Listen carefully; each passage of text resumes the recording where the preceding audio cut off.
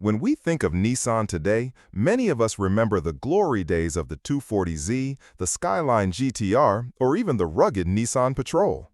But few know that the Japanese automaker's story in the United States began with something far more humble and far, far slower. We're talking about the Datsun 1000, the very first Nissan, branded as Datsun at the time, sold on American soil. While the modern automotive world chases high horsepower and sub-3 second 0 to 60 times, the 1958 Datsun 1000 was just hoping to hit 60 eventually. In fact, it took a painful 46 seconds to go from 0 to 60 miles per hour. That's not just slow, it's glacial by today's standards. But even back then, it was considered underwhelming. A road and track test from December 1958 didn't hold back, stating, "The Datsun has a shortage of all three: performance, economy, and fascination."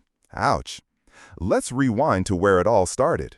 This first Datsun model came to the US as a rebranded version of the Datsun 1010, a compact, narrow, and tall car that looked more like an oversized key car than a legitimate rival to American sedans of the era.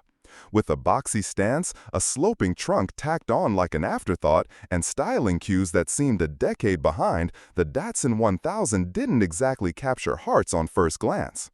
The engine? A tiny 1.0-liter four-cylinder, adapted from the British Motor Corporation's B-Series engine, which also powered the legendary MGB. In this Datsun, it produced just 37 horsepower, and while that might be forgivable in a motorcycle, it was dreadfully inadequate for a car meant to compete in the US market. Still, Nissan's ties with British manufacturers were strong in the post-war years. They had been building licensed versions of British Austins since the early 1950s, and this Datsun was the next logical step. Unfortunately, it lacked both the performance and the charisma to truly stand out. The Datsun 1000 topped out at just 66 miles per hour, well short of its claimed 75 miles per hour top speed.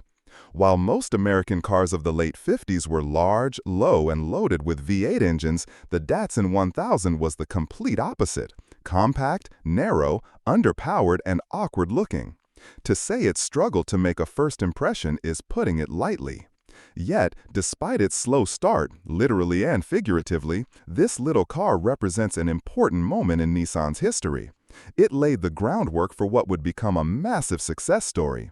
Within a decade, Nissan had turned things around with models like the Datsun 510, a car that won over enthusiasts with its sporty handling, affordable price, and reliability. By the 1970s, the Datsun 240Z would cement Nissan's global reputation. Today, the original 1958 Datsun 1000 is more of a collectible oddity than a performance legend. A pristine example recently sold on Bring a Trailer for $35,000, not because of its speed or design, but because of its historical significance. It's a reminder that even the most respected automakers started somewhere, and in Nissan's case, that somewhere was a car that could barely keep up with traffic.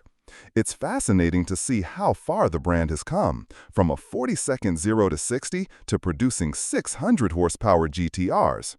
The Datsun 1000 may have been slow, but its legacy helped launch Nissan into the global automotive arena. So, next time you see a roaring Z-car or a turbocharged Nissan crossover, remember, it all started with a quirky, underpowered little sedan that could barely crack 60 miles per hour, and still changed history.